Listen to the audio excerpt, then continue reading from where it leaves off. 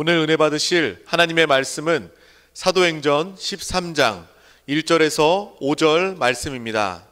다 같이 합독하시겠습니다.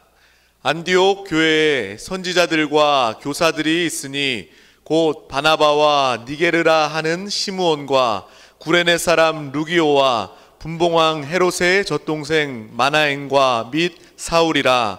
주를 섬겨 금식할 때에 성령이 이르시되 내가 불러 시키는 일을 위하여 바나바와 사울을 따로 세우라 하시니, 이에 금식하며 기도하고 두 사람에게 안수하여 보내니라. 두 사람이 성령의 보내심을 받아 실루기아에 내려가 거기서 배 타고 구브로에 가서 살라미에 이르러 하나님의 말씀을 유대인의 여러 회당에서 전할세 요한을 수행원으로 두었더라. 아멘. 자, 오늘은 사도행전 13장의 말씀을 가지고 바울의 사역 시작, 바울의 사역의 시작이라는 그런 제목으로 한번 말씀을 나누겠습니다. 이 땅에서 하나님의 역사하심, 하나님의 움직이심이 있습니다. 하나님의 움직이심은 무엇을 따라 움직이시는가? 바로 하나님의 움직이심은 바로 복음 전파를 따라 하나님이 움직이십니다. 바로 그것을 우리 삶 가운데 개인적으로도 우리가 늘 전도하는 삶을 살아갈 때 하나님의 함께 하심이 여러분 가운데 나타난다, 이런 뜻을 의미합니다. 많은 사람들이 하나님이 역사하신가, 운행하신가, 움직이심에 관심이 많은데 그것은 바로 복음 전파와 함께 하신다는 겁니다. 우리 삶 가운데 복음 전파가 있다면 하나님의 움직이심이 항상 있을 것이고, 또 우리가 하나님의 움직이심을 따라 걸어가고 있다는 것을 증명하는 것입니다. 오늘 사도행전에 보게 되면 하나님의 움직이심은 크게 두 그룹으로 나타났다고 말씀합니다. 첫 번째는 바로 베드로의 일행들이 바로 예루살렘부터 시작해서 온 유대와 사마리아까지 복음을 증거하는 그런 하나의 큰 흐름, 그 뒤를 이어서 이제 사도 바울과 그 동행자들이 이제 소아시아와 유럽 쪽의 복음을 전파하는 이야기가 사도행전의 전체적인 이야기입니다. 이제 지난 시간에 하나님께서 은혜 가운데 베드로의 사역을 마무리해 주셨습니다. 그에게 조금 부족한 모습이 있을지라도 하나님이 그것을 덮으시고, 또 그가 하나님께 귀하게 쓰임받은 하나님의 종이라는 것을, 사역자라는 것을 다시 한번 우리에게 보여주는 것입니다. 그리고 나서 이제 바울의 사역이 시작이 됩니다. 그래서 이 12장 25절 끝에 이렇게 시작을 합니다. 바나바와 사울이 부조하는 일을 마치고 마가라 하는 요한을 데리고 예루살렘에서 돌아오니라. 예루살렘 그 지역에 특별히 큰 흉년이 들었기 때문에 당연하게 예루살렘 교회도 아주 어려운 가운데 있었기 때문에 이 안독에 있는 교회 형제들, 성도들이 한 마음을 갖고 우리가 그 예루살렘 교회를 구제하자, 우리가 구제 헌금을 좀 많이 모아서 그곳에 좀 전달해 주고 오자. 그래서 그 구제 헌금을 특별히 바나바와 바울을 통해서 그 교회에 전달해 주면서, 한편적으로는 이제 바울이 이제 그 예루살렘의 큰 흐름에 같이 동참해서 하나님 사역에 동참하는 그런 일이 됩니다. 우리 하나님께서는 한 흐름을 갖고 계십니다. 바로 그 흐름은 바로 예루살렘부터 시작된 흐름입니다. 바로 거기서부터 바로 하나님의 복음의 성령의 흐름이 강하게 있었는데, 그 흐름이 쭉 이제 바로 이방인의 가장 중요한 도시였던, 거점이었던 안디옥까지 그 복음이 전파돼서, 이제 이 예루살렘은 유대 종교의 중심이었지만 이 안디옥은 이 이방 세계의 가장 선교의 전략지였어요. 그래서 하나님께서 그 지역을 얻으시고 이제 그 안디옥에서 새로운 방향을 터하십니다. 우리 하나님은 두 가지 방향이 있지 않다는 거예요. 예루살렘부터 한 흐름을 갖고 왔다가 이제 안디옥에서 새로운 변화, 새로운 길을 엽니다. 우리 성령은 항상 새로운 영이셔요. 우리 교회도 마찬가지입니다. 우리 교회도 항상 사역의 방향이 있지만 그 사역의 방향이 날마다 이렇게 새롭게 이루어져야 돼요. 여러분 개인적인 신앙도 날마다 하나님 안에서 새로운 꿈과 비전이 있어야지 신나는 것처럼 바로 성령은 항상 우리에게 새로운 전환점을 주신다. 그래서 새로운 그 전환점의 시작이 바로 안디옥에서 시작되는 놀란 역사가 함께할 줄 믿습니다. 이제 안디옥 교회에 대해서 설명을 합니다. 13장 1절, 이 안디옥 교회에 선지자들과 교사들이 있으니 곧 바나바와 느게로 하는 시몬, 구네렛 사람 루기오와 분봉왕 헤롯의 젖동생 마나엔가 및 사울이라. 여기 보니까 이름도 이제는 사울이 가장 늦게 나오죠. 항상 그래, 이 성경의 모든 이름에는요 영적인 순서가 있는 것입니다. 그러니까 여기 처음에 누가 나옵니까? 바나바. 그러니까 이 안디옥 교회의 주도적인 인도자가, 최고의 영적 지도자가 누구였다는 거예요? 바나바였다는 겁니다. 그리고 이제 이 사울, 바울은 가장 늦게 이름이 거론됩니다. 여기 보니까 한 5분의 사역자가 있었다. 근데 그 사역자들에게 놀라운 은사가 있었는데 보니까 그 은사가 선지자들과 교사들이 있다. 보통 하나님께서는 뭐 사도의 직분, 뭐 이렇게 선지자의 직분, 뭐 복음을 전한 자의 직분, 뭐 이렇게 목사와 교사, 가르치는 그러한 직분들이 있는데 여기 보니까 이 안디옥 교회는 이 선지자와 교사들이 많이 5분의 사역자. 우리 한세에도 저와 같이 해갖고 우리 한 11명의 사역자들이 있어요. 사역자들이. 그런 것처럼 이 안디옥 교회도 아주 말씀에 충만한 선지자들과 교사들이 있었다. 선지자들이라는 것은 사실 그냥 하나님의 계시를 깨달아서 그 하나님의 말씀을 강하게 전하는 겁니다. 그러면 이제 하나님 말씀을 이렇게 들은 자들이, 특별히 교사, 하나님의 은사 있는 가르침을 잘한 사람들이 그 말씀의 계시의 말씀을 깨닫고 그 말씀을 성도들에게 또 자세하게 가르쳐 주는 거예요. 이끌 수 있도록. 그래서 이 교회 안에 좋은 선지자와 교사들이 많아야 됩니다. 우리 뭐 교회학교 교사 이런 의미보다는 바로 하나님 말씀을 잘 가르치는 목사나 교사를 의미를 말씀합니다. 그래서 선지자는 조금 이렇게 직접적인, 지금으로 이렇게 쉽게 말하면 이렇게 저 같은 일단 지금 말씀을 전하죠. 하나님 말씀을 이렇게 전하면 또 우리 사역자들이 그 말씀을 또 받고 또 교구에 가서 성도의 말씀을 잘 가르치고 그들 양육하고 이끌어내는 것입니다. 그런 일꾼들이 교회에 많이 있었다는 거예요. 그럼 그 교회는 뭐예요? 좋은 교회죠. 은혜가 있는 교회, 능력이 있는 교회. 그래서 우리 성도님들은 항상 하나님 우리 교회에 좋은 사역자들, 선지자 같은 사역자를, 또 하나님 말씀을 잘 가르치는 교사들을, 또 성도를 잘 목요하는 목사들을 보내주시고, 무엇보다도 복음을 잘 증거하는 전도자의 일꾼들을 보내주시옵소서. 그럴 때 그 교회는 아주 안디옥 교회처럼 강한 구원의 역사가 함께할 줄 믿습니다. 여기 보면 뭐 바나바는 뭐 유대인이죠. 그 다음에 뭐 느게르라는 어느 뜻이 원래 검다라는 뜻입니다. 그러니까 아마 흑인 계통의 그런 사람들이, 그 시몬이라는 사람이 그럴 것이고, 구레네 사람은 이게 아프리카 사람, 루기오 사람이고, 분봉왕 헤롯 젖동생이니까 이건 아마 이제는 로마에 관련된 사람이죠. 그러니까 아마 유럽 사람일 것이고, 또 마지막에 사울은 알다시피 유대인입니다. 그러니까 여기 보니까 뭐 흑인도 있고 아프리카 사람, 또 이렇게 유럽 사람, 또 유대인, 이렇게 그 교회 안에 인종을 초월해서 다양한 교회 인종이 모여서 하나님의 교회를 아름답게 이루어낸. 저는 뭐냐는 칭게트에서 사역을 했기 때문에 칭게트가 참 기억에 많이 남는 게, 거기에는 러시아 사람도 많고 우즈벡 사람도 있고 카자흐 사람도 있고 우리 같은 고려인도 있고, 또 타 민족에서 초창기에는요 독일에서도 옛날에 그 전쟁 때 많이 이렇게 와서 이렇게 붙잡혀서 살던 사람도 많아요. 그래서 독일 계통의 사람도 많았었어요. 그래서 그쪽에서 나는 교회 은혜 받고 또 때가 돼서 다시 그 독일로 돌아가는 그런 사람도 많이 봤었는데, 어찌 교회 안에 다양한 민족이 있었습니다. 우리나라도 다양한, 우리 한세교회도 다양한 민족이 있어요.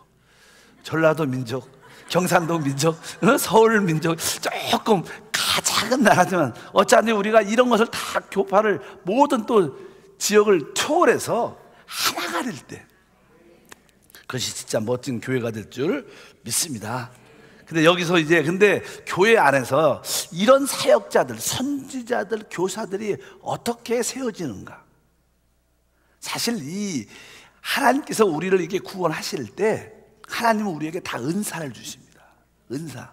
또 은사가 또 이렇게 여러 가지 이렇게 개인적인 은사, 이렇게 예언의 은사, 병 고치는 은사, 방언의 은사, 방언 통변의 은사, 영분의 은사, 개인적인 은사도 있지만 또 다른 사람들을 가르칠 수 있는, 아까 말씀드린 것처럼 바로 이 선지자의 은사, 목사와 교사의 이런 은사가 있는데, 이런 은사들이 어떻게 나타나는가? 사실 그것은 처음에 금방 보여지지 않습니다. 그런데 여러분들이 교회 안에서 충성스럽게 하나님을 섬기다 보면 자연스럽게, 아, 저분이 참 전도를 잘해, 전도자의 은사가 있는 것 같아, 저분은 진짜 하나님 말씀을 참 깨닫기도 잘하고 또 설명도 참 잘해줘. 그럼 어떻게? 교사의 은사가 드러나는 것입니다.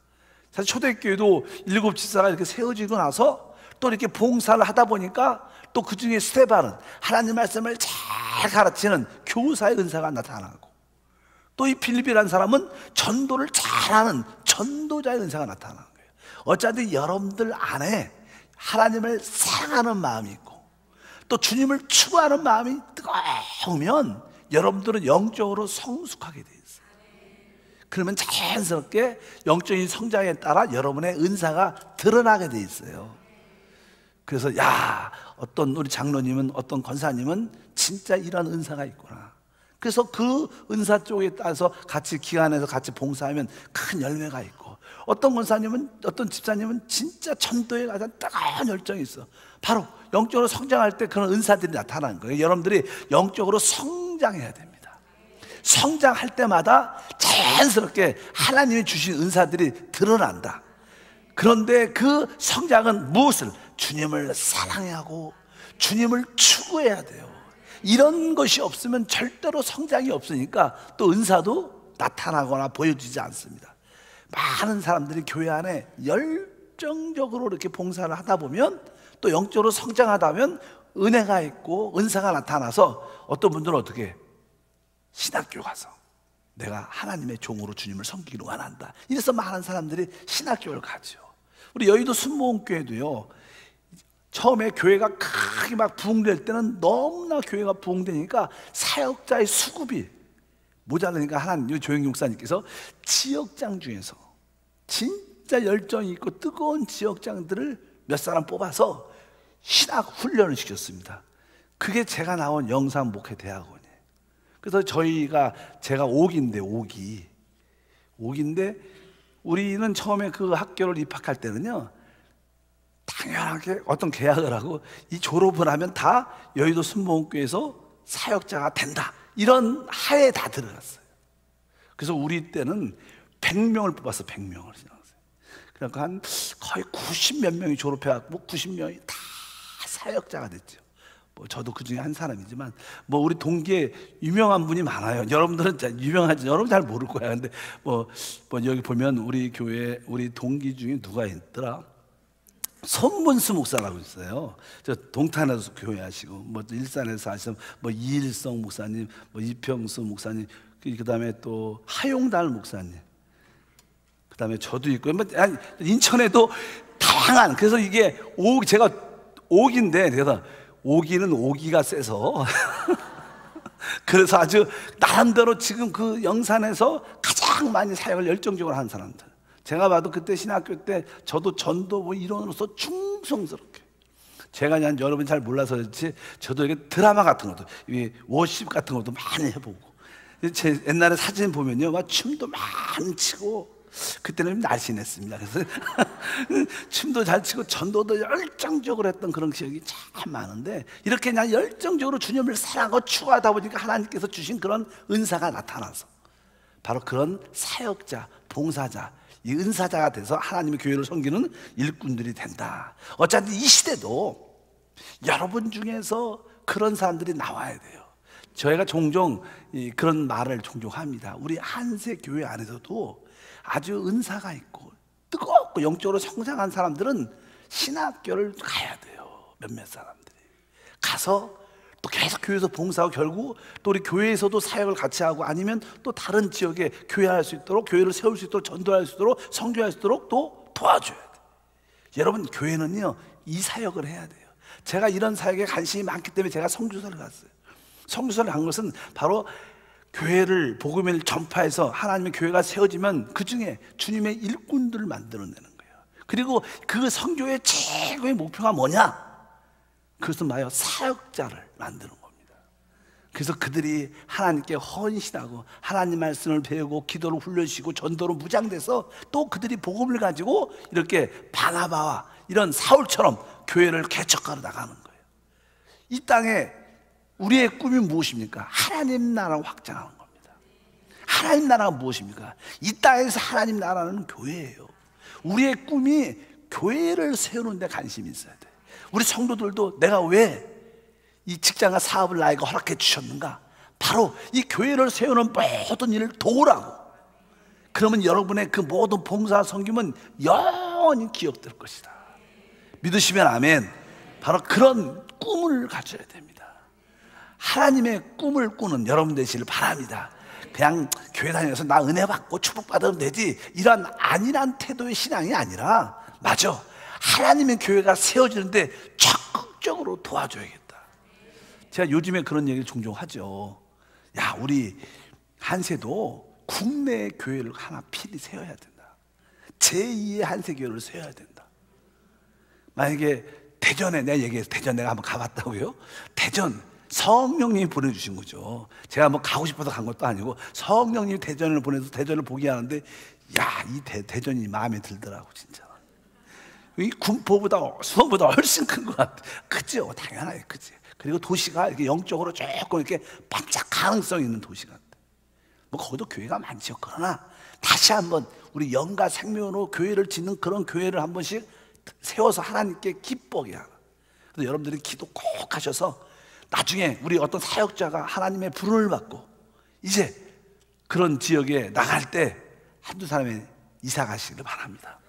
많이 이사 가도 됩니다. 가서 거기서 내가 그 교회를 세워주고 거기서 교회 일꾼이 되고 집사가 되고 거기서 장로가 돼서 헌신으로, 기도로, 물질로 헌신하면서 그 교회를 강력하게 300명 500명을 만드는 그런 교회에서 충성하다 하나님을 만나면요, 여러분 인생 영원한 시대 최고의 대박이 될 거예요.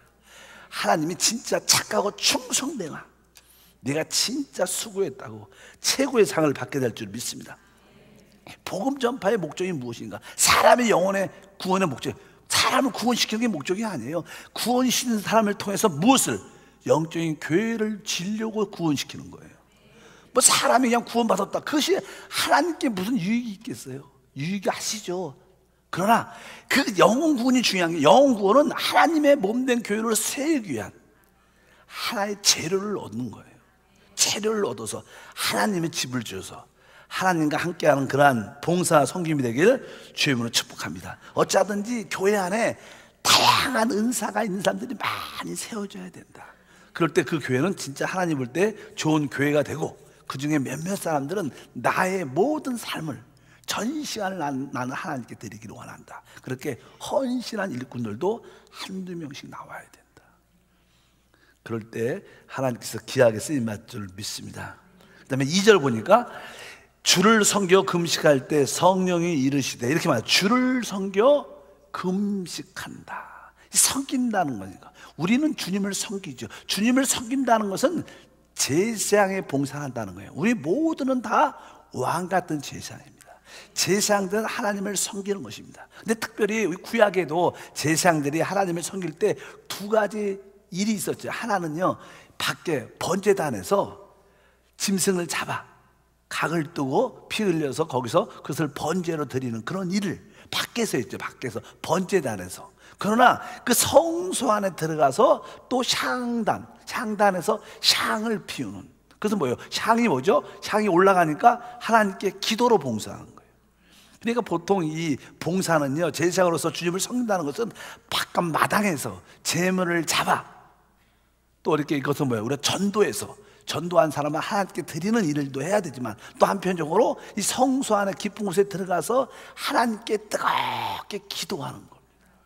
그게 진짜 더 깊은 봉사예요. 그래서 오늘 말씀이 뭐예요? 주를 섬겨 금식한다. 금식하는 건 다양하게 기도하는 거예요. 금식하는 기도가 포함되어 있으니까 바로 주님을 섬기는 최고의 봉사는 기도입니다. 좀 더 금식하면서 기도할 때, 하나님, 이 기도를 통하여, 우리의 기도를 통하여 하나님의 뜻이 이루어지길 원합니다. 하나님, 우리 한세교회가 하나님의 방향이 어떠한 것을 깨닫게 도와주시고 하나님이 원하는 방향으로 이끌어갈 수 있도록 하나님께서 문을 열어 주시옵소서. 이렇게 이 안디옥 교회는 아마 이 5분들이 기도를 했을 거예요. 그렇게 하나님, 우리 안디옥 교회가 해야 될 일이 무엇입니까? 하나님께서 안디옥 교회를 세워주셨는데 이제 안디옥 교회가 무엇을 해야 됩니까? 주님 알기를 원합니다. 우리 뜻이 아니라 하나님의 뜻을 이뤄내기를 원합니다. 그 뜻을 알기 위해서 금식하면서 어떻게 했어요? 기도했다는 거예요. 이것이 주님을 섬기는 것이다. 한편적으로 우리는 전도해서 영혼을 구원해내야 됩니다. 이것도 주님을 섬기는 것이지만 또 한편적으로 또 많은 사람들 중은 진짜 기도로 중보하면서 하나님, 한세교회가 하나님의 방향을 따라 가게 도와주시옵소서. 그렇게 기도를 하니까 이렇게 말, 성령이 이르시되, 다시 한번 2절 읽어보니까 13절 2절, 주를 섬기어 금식할 때 성령이 이르시되 내가 불러 시키는 일을 위하여 바나바와 사울을 따로 세우라. 성령의 기도 가운데 성령의 음성을 듣게 되죠. 아마 이 기도 가운데 그들 심령 깊은 곳에 이 성령의 기름 부음이 있었을 겁니다. 그럴 때 하나님이 이것을 원하신다. 또 그런 음성을 깨끗이 듣게 되죠. 성령이 뭐라고 말씀하셨냐면 내가 불러 시키는 일을 위하여, 내가 불러 시키는 일을 위하여, 하나님이 시키는 일이라는 거예요. 그래서 바나바와 사울을 따로 세우라. 그러면서 여기서 이제 이 바나바 사울이 지금으로 말하면 바로 선교사가 되는 거죠. 선교사. 교회를 세우러 나가는 겁니다. 하나님께서는 이 복음 전파, 선교, 교회를 세우러 나가는 걸 되게 기뻐하셔요. 믿으시면 아멘. 그냥 우리가 이 교회만 잘 지키고 축복만 누리는 게 아니라 이 교회를 통해서 영적인 재생산이 참진돼 다시 교회를 또 하나 생산해야 되는데, 영적으로 바로 하나님께서 내가 불러시키는 길을 위하여 바나바 사울을 따로 세워라. 그러면서 그 시키는 일이 무엇이냐, 바로 이 선교, 다른 지역으로 다른 나라로 복음을 전파로 내보내기 위해서 이 두 사람을 따로 세우라고 말씀을 합니다. 그래서 실제로 그들이 이 바나바를 따로 세우는 말씀을 기록하죠. 우리가 이 말씀을 통해서 우리가 알아야 될 것은 이 3절과 4절에 보면 이렇게 써 있어요. 이에 금식하고 기도하고 두 사람에게 안수하여 보내니라. 3절과 4절에 두 사람이 성령의 보내심을 받아 실루기아로 내려가 거기서 배를 타고 구브로에 가서 이렇게 말씀합니다. 그러니까 이제 그들이 5분 있잖아. 아까 5분 나왔잖아. 그분들이 기도 가운데 성령의 음성을 듣게 됩니다. 그냥 들은 게 아니라 기도하면서 금식하면서 하나님을 섬겼을 때 하나님이 분명하게 교회의 방향을 제시해 주는 거예요. 그래서 이 두 사람을 따로 세우고 이 또 나머지 3분이 이들에게 안수하죠. 우리도 우리 전에 우리 노종립 선교사 갈 때냐는 이 앞에서 안수해 주잖아요. 파송식이라 그러죠. 영적인 안수. 바로 이것은 바로 우리 교회를 대표해서 우리 교회를 대신해서 가는 겁니다. 또 우리 교회와 하나가 돼서 가는 겁니다. 또 우리 사역자와 하나가 돼서 가는. 원래 나는 안수라는 의미는 이게 나는 동일시한다 이런 뜻이 많아요. 기본적인 게 안수하는 자와 바로 안수 받는 자가 동일시가 된다 이런 뜻도 있고, 그러니까 교회를 대표해서 안수하니까 우리 교회를 대표해서 그분이 가는 겁니다. 그러니까 여러분들도 같이 선교사가 된 거예요. 사실은요. 여러분들이 뭐예요? 우리는 보내는 선교사, 기도와 물질로 돕는 그런 선교사가 돼야 될 것이다. 그런 일을 하게 되는 은혜가 함께 할 줄 믿습니다. 그리고 여기서 보니까 이제는 이것이 뒤에 14절에 다시 해보니까 두 사람이 누굴 보내심 어때요? 성령의 보내심.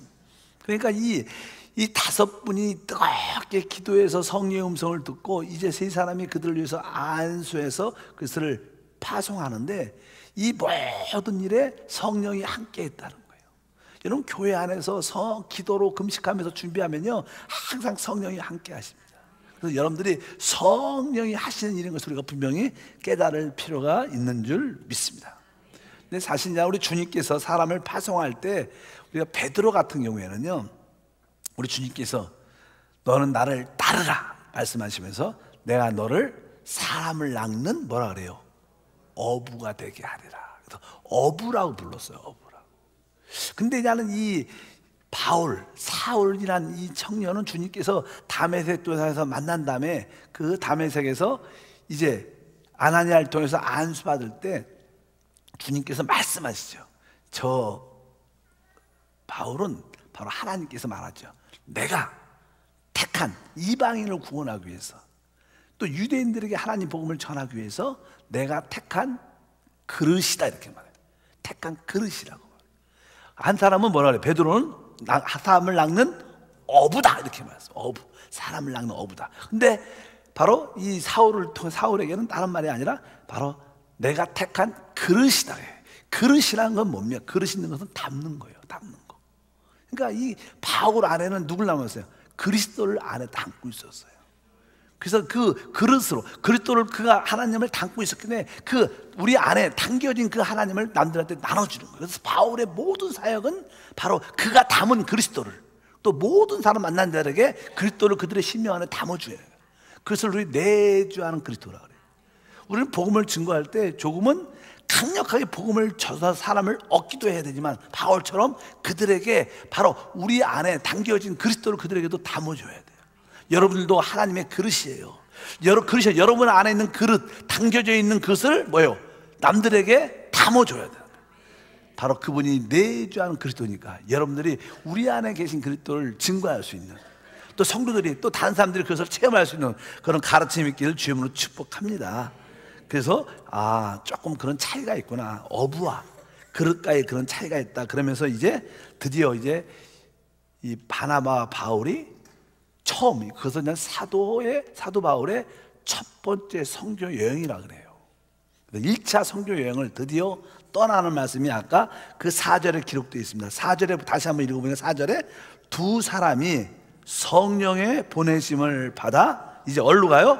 실루기아에 내려가 거기서 배를 타고 구브로에 가서 이렇게 말씀합니다. 그러니까 우리가 그냥 그 안디옥에 그냥 예루살렘에서 조금 올라가면 다메섹이 수리아, 그냥 시리아 나라죠. 그러니까 우리가 지도를 보면 그렇게 지도를 보면요, 이게 스크린을 보여줘야 하는데 지도를 보면 우리 예루살렘에서 조금 올라가면 이제 시리아가 나오죠. 그래서 거기서 뭐가 나오냐면 수도 다메섹이 나오고요. 조금만 더 올라가면 안디옥이라는 도시가 나옵니다.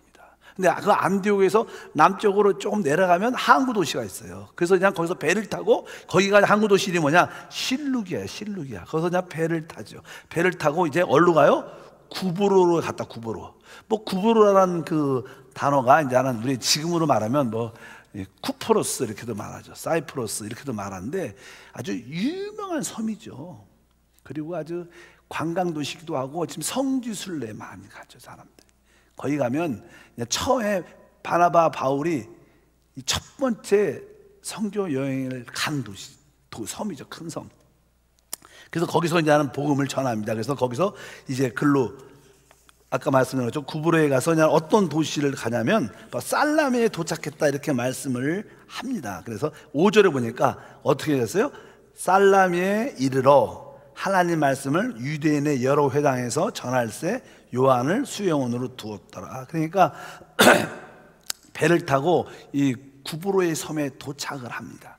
도착을 해서 조금 가서 살람이란 어떤 도시에 도착해서 거기서 이제는 복음을 전하려면 유대인들이 많이 모이는 곳이 좋으니까, 그래서 유대인들이 늘 토요일마다 모이는 회당이라는 곳이 있어요. 회당. 그들이 거기서 율법을 공부하고 하나님에 대해서 나누는 그런 모임 장소가 있는데 그것을 회당이라는데, 그 어떤 안식일을 지키기 위해서 가는 게 아니고, 왜 유대인들은 안식을 지키기 위해서 늘 토요일날 거기서 모였거든요. 근데 그 안식을 지키는 게 아니라 거기에 하나님 말씀에 관심 있는 사람들이 있기 때문에 이 바나바 바울은 그 회당에 가서 복음을 전할 기회를 삼았습니다. 그래서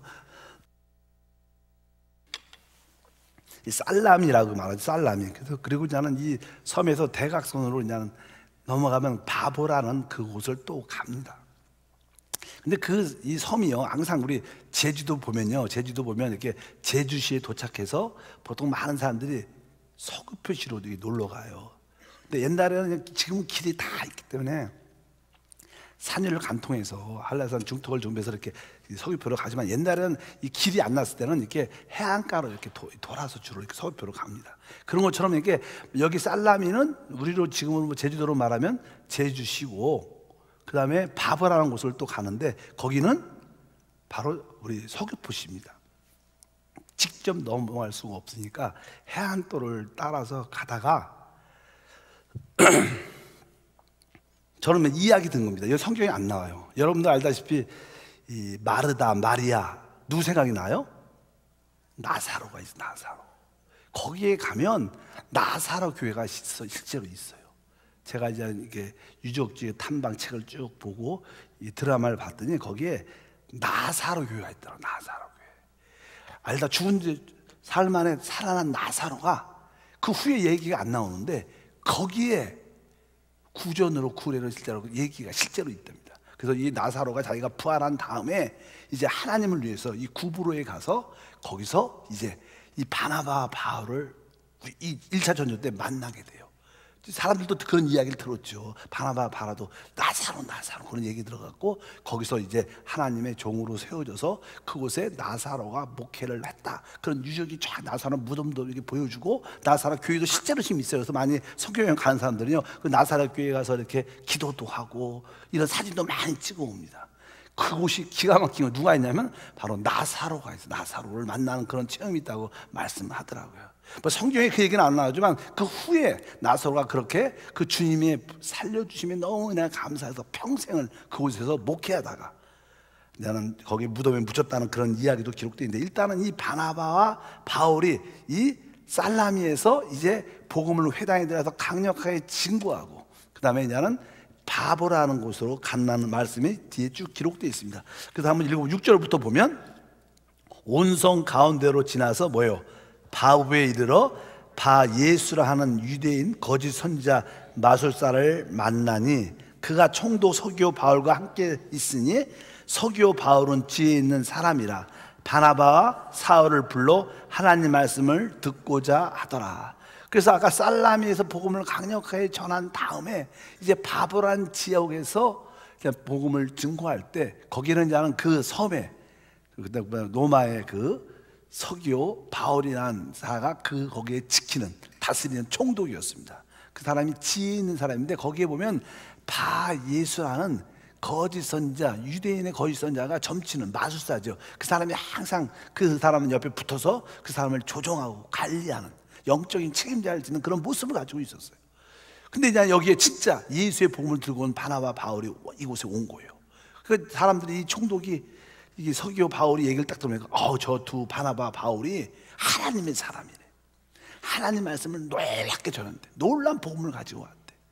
놀란 은사와 기적이 있대. 그러니까 그 얘기를 딱 들으니까 그 총독이 불렀어요. 바나바 바울, 내가 당신이 전하는 말씀을 듣고 싶다. 그러니까 그 그냥 귀신 들린 점치는 마술사가 그것을 안 좋아하죠. 왜? 귀신의 역사니까. 귀신들은 그런 걸 싫어하거든. 참된 복음이 들어오니까. 그래서 자꾸만 바나바와 바울에 대해서 하나님 말씀을 전하지 못하도록 반대하고 대적해서 이 총독 서기오 바울을 만나지 못하게 대적하는 일을 자꾸만 하는 거예요. 그런 가운데 이제는 이 사울이 영적인 화가 나죠. 자꾸만 복음을 전하려는데 방해하고 대적하니까 그래서 한두 번 참다가 이 사울이 강력하게 그를 대적하고 그에게 있는 하나님의 심판을 내리라는 그런 기도를 쭉 합니다. 그래서 그 말씀이 어떻게 기록되어 있냐면 9절부터 10절 한번 읽어보면 바울이라고 하는 사울이 성령이 충만하여 그를 주목하고 이렇게 해서 여기 드디어 그 다음 계속 이름이 뭐였어요? 사울이었어. 사울. 근데 이제 드디어 뭐라고 불러 이름이? 바울이라고 하는 거예요. 바울이라고 하는 사울이 성령이 충만하여 그를 주목했다. 그러니까 여기서 드디어 원래는 사울이죠. 사울이었죠. 사울이라는 원래 자체가 크다는 뜻입니다. 크다. 근데 바울은 뭐예요? 작은 자 이런 뜻을 갖고 있어요. 그래서 그냥 드디어 그의 이름이 처음으로 여기서 바뀌어요. 이름이 바뀝니다. 사람이 이름이 바뀐다는 뜻은요 그 사람의 생명이 바뀐다는 뜻을 말해요. 온 존재가 바뀐다는 의미예요. 내가 진짜 과거의 내가 아니야. 나는 이제 새로운 새 사람, 하나님의 사람이 돼서 이렇게 그냥 자기의 생명의 변화를 갖게 되는 거예요. 그래서 그 이름이 드디어 사울에서 바울로 이름이 바뀌어갑니다. 근데 그 바뀌었을 때 가장 주된 내용이 뭐냐면 사울이 뭐가 충만해요? 성령이 충만해요.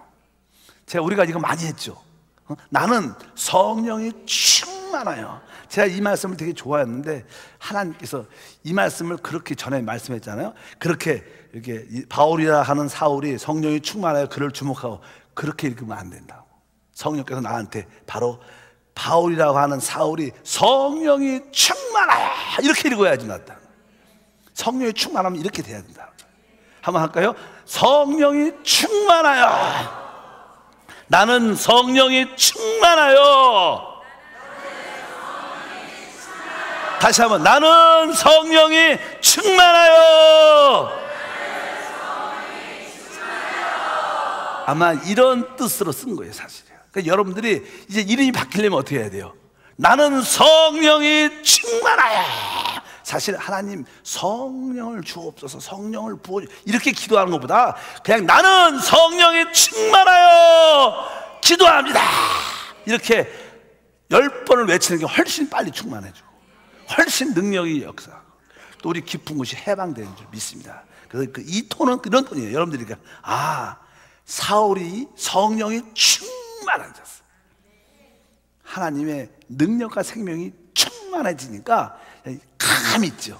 그러니까 그가 그 거짓 선지자, 점치는 자, 마술사를 향해서 말씀하죠. 바로 거짓과 악행이 가득한 자요, 이렇게 강력하게 선포합니다. 마귀의 자식아, 이렇게 말하면 세게 이렇게 말하는 거예요. 모든 의를 방해하는 악한 자야. 그러면서 하나님의 손이 너 위에 있다. 네가 다시는 이 해를 보지 못할 것이다. 그러니까 눈이 벼랑간에 어두워지니 안 보이는 거예요. 이 해가 안 보이니까 막 더듬더듬 거리죠. 그리고 날 좀 이끌어줄 사람 막 더듬거려서 날 좀 누구 데리고 달라고 그렇게 하니까 그것을 누가 봤어요? 총독서교 바울이 본 거예요. 그러면서 야, 진짜 하나님이 살아계시구나, 진짜 예수가 참된 복음이구나, 이것을 깨달으면서 그곳에, 바버란 곳에 하나님의 간증, 또 하나님의 교회가 세워지는 놀란 역사가 함께할 줄 믿습니다. 그래서 처음에 그냥 이 구보로 섬에서 이런 역사가 쭉 일어난 것을 간단하게 기록을 합니다. 그래서 거기에 아까 나사로 교회도 있다는 것도 기억 한번 좀 해보시고, 그래서 언젠가 한번 기회가 되면 예루살렘에 가서 비행기 타고 1시간이면 갈 거예요. 거기서 하루 구경하고 다시 예루살렘 와서 그런 것을 꿈꾸길 바랍니다. 그럼 하나님께서 그런 기회도 주시지 않을까 생각을 하는데, 이렇게 영적인 변화의 성숙이 달라지면서 그때부터 이제 모든 이름이 첫 번째로 이 바울이 첫 번째로 언급이 돼요. 바울이. 그러면서 그가 이제 이런 영적인 성장과 하나님의 은사의 충만함을 통해서 이제 그 모든 교회의 인도자가 되는 역사. 이 순서가 다 처음부터 처음이 안 되죠. 시간이 지나면 점점 영적으로 이렇게 바뀌면서 바로 하나님께서 우리를 사용하시는 줄 믿습니다. 오늘 주제가 뭐냐? 바로 이름이 바뀌었다는 그것도 한번 기억해 보셔야 돼요. 야, 하나님, 나도 이름이 바뀌게 도와주시옵소서. 내 생명이 확실하게 변화를 갖게 도와주시옵소서. 여러분이 내적으로 확실히 변함을 사모해야 됩니다. 그래서 여러분들도 이제 이름이, 한때는 하나님을 참으로 만나지 못한 자들은요, 자기가 크다고 생각해요. 자기를 사울이라고 생각합니다. 근데 진짜 하나님을 만난 자들은 내가 진짜 하나님 안에서 작은 자구나, 내가 진짜 부족한 자구나, 그러나 나는 질그릇이지만 내 안에 내가 보배를 가지고 있다, 내게 능력 주시셔서 내가 다 할 수 있다, 그런 자가 진짜 하나님의 큰 자인 줄 믿습니다. 바로 그런 자가 어떻게? 성령이 충만한 자예요. 오늘 말씀에 있는 것처럼 사울이 성령이 충만하여, 이 말씀이 바로 여러분들도 그대로 내 마음으로 임하기를 축복합니다. 양병초가 성령이 충만하여, 나 양병초는, 여러분 이름 내 이름 부르지 마시고, 나 누구는 성령이 충만하여, 시작. 나 양병초는 성령이 충만하여. 이럴 때 여러분들이 이제 우리를 방해하는 가난과 질병과 귀신의 저주는 떠나가라, 이렇게 말해야 돼요. 요즘엔 너무 악한 영들의 역사가 많습니다. 혹시 여러분들 가운데 영적으로냐는 원래 귀신이라는 게요, 그렇게 강한 존재가 아닙니다. 귀신이 그렇게, 한마디로 말하면 귀신은 이렇게 파워가 있거나 능력이 있는 그런 존재가 아닙니다. 다만 그는 한때 몸을 가졌던 존재였기 때문에 사람 안에 들어오고 싶어서 소망, 꿈으로 살고 있어요. 어쩌든지 우리의 생각을 통해서, 우리의 놀람을 통해서, 우리의 두려움을 통해서, 우리의 늘 연민을 통해서 우리의 아픔을 통해서 자꾸만 우리 안에 붙으려고 그러는 거예요. 그래서 귀신이 딱 붙으면요, 또 힘이 없으니까 오랫동안 숨어 있습니다. 어차피 붙어서 살면 되니까. 기생한 어떤 기생충 같은 거예요. 기생충. 근데 기생충도 처음에 우리 안에 들어와서는요, 그 효과를 잘 못 내요. 근데 기생충이 많아지고 커지면 나중에 그것이 우리에게 어떤 몸에 질병을 가져오고 정상적으로 성장하는데 어려움을 줄 수가 있죠. 근데 원래 기생충이 그냥 우리 안에서 그냥 기생하고 사는 귀신 같은 그런 겁니다. 근데 그것이 점점 커지면, 커질 기회를 자꾸만 여러분들 허락하면 그냥 거꾸로 이제 크게 주인이 돼갖고 그냥 여러분 대신해서 여러분 말을 하는 게 아니라 여러분을 대신해서 여러분 입을 통해서 귀신의 말을 하고 자꾸만 그러면서 이상해지는 거예요. 귀신 들렸다고 말하죠. 귀신 들렸다는 것은 바로 귀신이 우리를 통해서 말하고 행동한다는 거예요.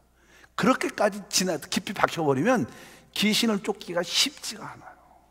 왜? 귀신이 그 사람의 인격이 된 거예요. 우리는 성령이 우리의 인격이 돼야 돼요. 근데 귀신이 인격이 되니까 승질도 막 내고 막 스트레스가 많고, 또 진짜 귀신이 있으면 막 기도를 세게 하면 이상한 소리를 막 내요. 이상한 사람 소리를 막 냅니다. 귀신이 뭐 자기 안에 있는 그 귀신이 자기 목소리를 막 내면서 자기를 드러내죠. 그런 끼가 있으면 빨리 담임 목사한테 와야 돼요. 교육자한테 빨리 말해서 기도 받고 한 달 이렇게 일주일 작정해서 2주 기도해갖고 완전히 쫓아낼 수 있어요. 그냥 그것을 방관하고 또 이상한 데 가면요, 귀신이 생각보다 그렇게 뿌리를 팍 내는 귀신은 잘 안 나가요. 우리가 종종 그렇게 기도를 많이 해봤어요. 나가! 그러면 안 나갑니다. 조영희 목사님도 그런 일 많이 해보시죠. 초창기에 한 목사님도 그런 얘기를 종종 하셨어요. 귀신을 쫓아내려면 밤새도록 기도해야 돼요. 그러니까 그냥 귀신이, 우리가 예수 이름으로 귀신아 나가라! 그러면 탁 나갈 것 같다? 그렇게 안 나갑니다. 생각보다 귀신은 깡패 같아갖고, 아주 조폭 같아갖고, 조폭과 깡패들은요 법으로 안 통해. 그냥 걔네들은 세상 말로 개기는 끼가 있어요. 나가라 그러면 그냥 누워갖고 안 나가요. 그러니까 어떻게 돼? 그냥 계속 밀어요.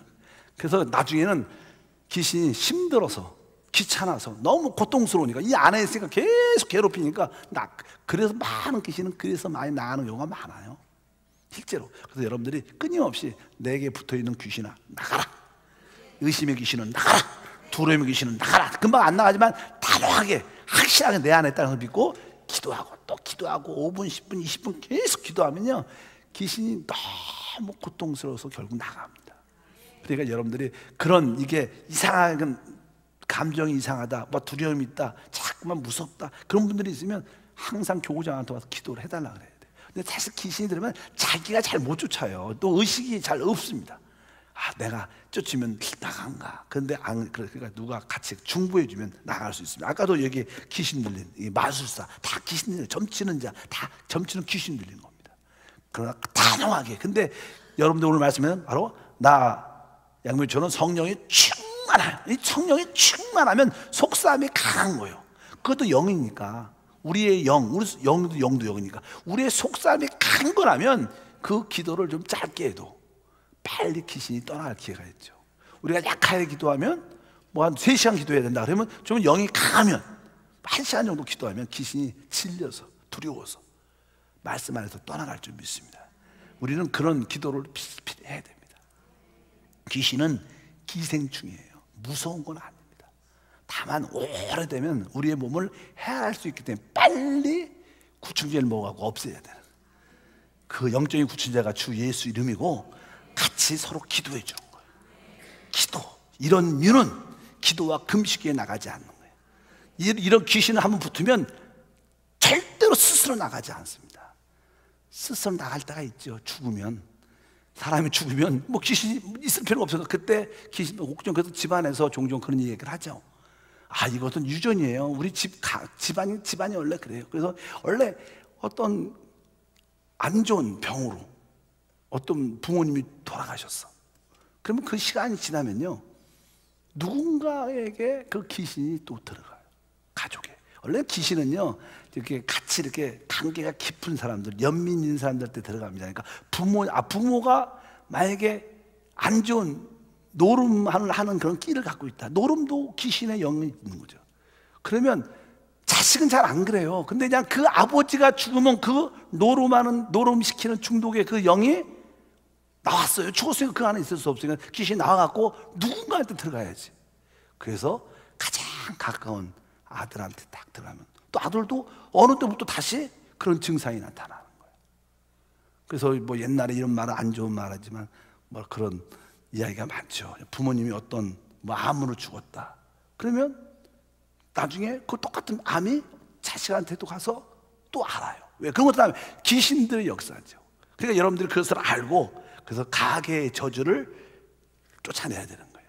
그것은 가계의 저주라는 것은 귀신의 역사를 말해서 우리가 나사란 예수님으로 우리 가정에서 역사하는, 우리 부모에게서 역사하는 모든 가난과 질병과 귀신을 강력하게 쫓아내며 예수표를 늘 바르면 다시는 귀신이 한번 떠나가면 우리 자녀들에게 역사하지 않는 거예요. 그래서 여러분들이 여러분 자녀들에게 축복을 주려면 부모가 영적인 상태가 좋아야 돼요. 부모가 술을 많이 먹으면요 자녀도 나중에 다 술 먹습니다. 부모가 바람을 많이 피면 자녀도 나중에 다 바람 피워요. 뭐 부모님이 아니 어른들이 계속 뭐 부인을 때렸다. 그러면 나중에 자식도 나는 다시는 저러지 말아야지. 근데 나중에 결혼하면 그렇게 돼요. 왜? 그것은 사람의 신 문제가 아니라 뭐예요? 귀신의 역사라는 거예요. 근데 바울이 말하죠. 바로 성령이 충만하여 그 악행과 더러움이 가득한 사람을 향해서 강력하게 명령하니까 떠나갑니다.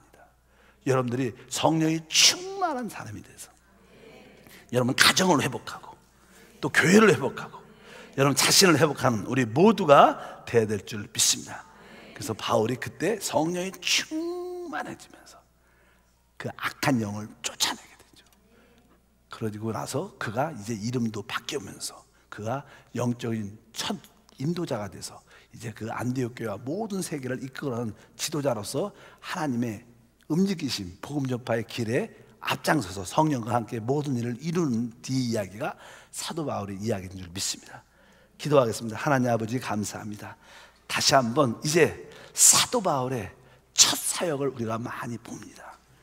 이제 하나님께서 안디옥 교회를 통해서 이방의 모든 전 지역에 하나님 복음을 증거하겠다는 뜨거운 열정이 있음을 압니다. 이제 하나님이 특별히 바나바, 바울을 따로 세워 그들에게 선교사의 은사를 주시고 또 온 땅에 복음을 전하며 교회를 세우러 파송하심을 믿습니다. 우리 교회도 이런 일꾼들이 많이 나올 수 있도록 은혜를 베풀어 주시고 이제 바울이 복음을 전할 때 성령의 충만함을 다시 한번 체험한 것처럼 우리 모두도 성령이 충만하여 오늘 뜨겁게 기도하게 도와 주옵소서. 주 예수 이름으로 기도함나이다. 아멘. 할렐루야.